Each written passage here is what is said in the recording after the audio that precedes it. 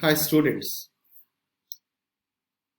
the last session was to introduce leadership. As a concept, we have already discussed the differences between leader and manager, how leader differentiate from managers at workplace.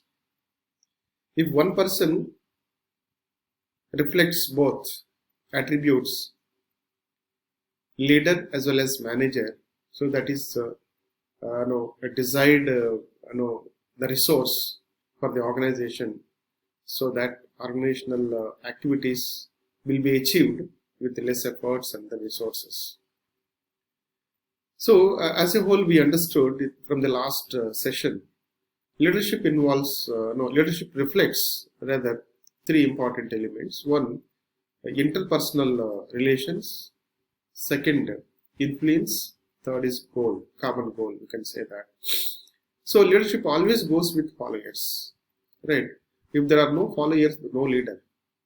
So the point is, when you look at the influence, right? How a person able to influence others? It is because of the person's ideas and then thoughts and vision that is there for others, right? When a person is working for others, in the sense it's for organization, so everyone will be benefited. Whoever is working inside the organization, all will be benefited. So in that context, we discussed the concept of leadership in the previous sessions. Right. In this video, so we will discuss attributes of effective leader. Right. So keeping in mind that the aim for this session is to understand various attributes which actually reflects an effective leader in the organizations. So across, it is not confined to any one nation. Across the nations, wherever leaders are there, they have certain common attributes, right? And I hope that so these attributes, knowing these attributes, will help you a lot. So to prepare yourself as future leaders.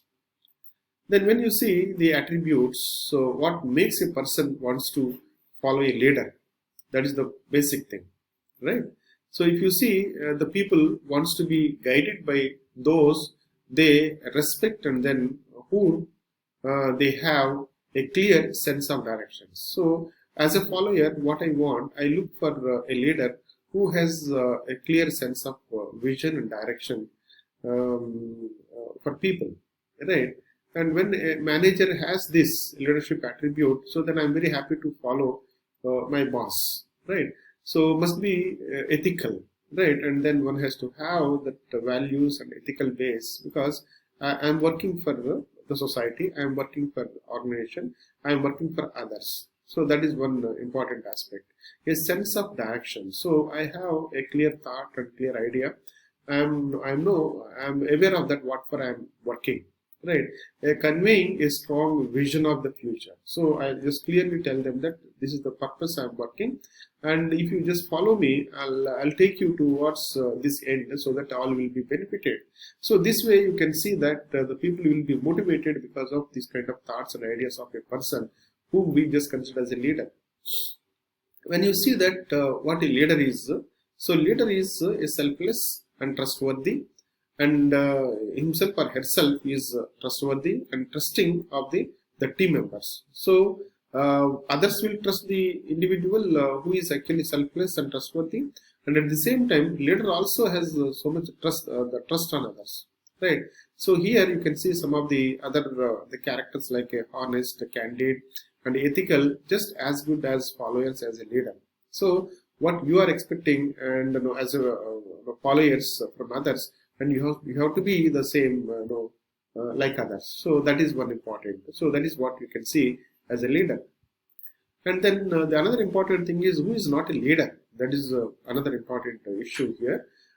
In the position of the power or a personal gains. If someone is working for self, someone is working for himself or herself and for power, so then you will not find any kind of leadership the qualities. The master of a team of slaves.